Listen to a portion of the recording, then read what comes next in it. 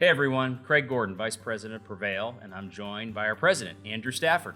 Good to be here. Andrew, good to have you here. And you know, there's a lot of things going on right now in the news and in the markets, and one of the things that keeps coming up is the rise in crypto prices. I mean, right now we're looking at from an asset class perspective in the last week, 2 weeks.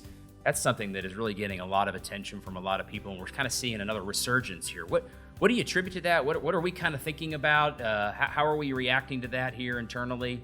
Yeah, I think it's unique because, first of all, there's a lot of people out there that understand crypto at a much greater level than you and I do. Yeah. Okay? Certainly the blockchain technology, the right? blockchain technology and the cryptocurrencies. But let's really just kind of take a step back and talk about it from a 50,000-foot view and what it means from an investment firm standpoint. Number one, I think crypto is obviously called blockchain, cryptocurrencies, all of those things, and they're very different, right? We throw them all together. Blockchain, different than cryptocurrencies. It's here to stay. It is gaining significant momentum. And what we have seen as of recent is for a long time, there was a correlation basically to how the markets were going. Markets down, crypto down. We've seen a little bit of decoupling of that recently, which I think is good for the asset class. This administration is very, very positive on the crypto, okay, and all things crypto. And there are two or three bills right now that they're trying to pass in Congress that both pave the way. They provide guidance to the SEC on how it will be viewed, oversight, regulation, all those types of things.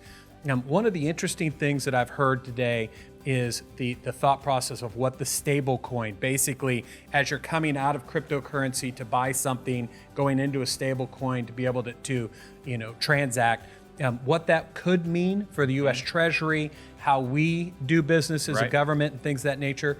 So again, a lot smarter people out there to get into that. But I think the transferable ability for the United States to try to be the leader in crypto is something that will be very good for the markets. It'll be very good for those that hold it.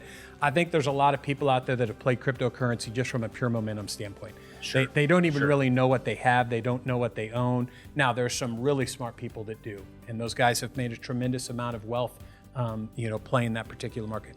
For us, I think we try to play the cryptocurrency ecosphere. Yeah. We haven't been able to, from an SEC standpoint, put it directly in clients' portfolios and things like that. But boy, the question comes up a lot. So here's the takeaway I have. It's here to stay. It is an impactful asset class. It is difficult for a lot of people to understand, right? What it is that they own and what it is that they do. But over time, there'll be a greater awareness. All new technology started out like that. Yeah. And you look at what semiconductors and what NVIDIA and some of those companies have done that people didn't understand at the beginning, and look at the value they create today. That's right. And trying to figure out, too, where the impact is. It's not just the coin. It's not just the crypto, but other organizations, other institutions that'll have positive and negative effects. Yeah, the blockchain technology is incredible. Yeah. It's incredible.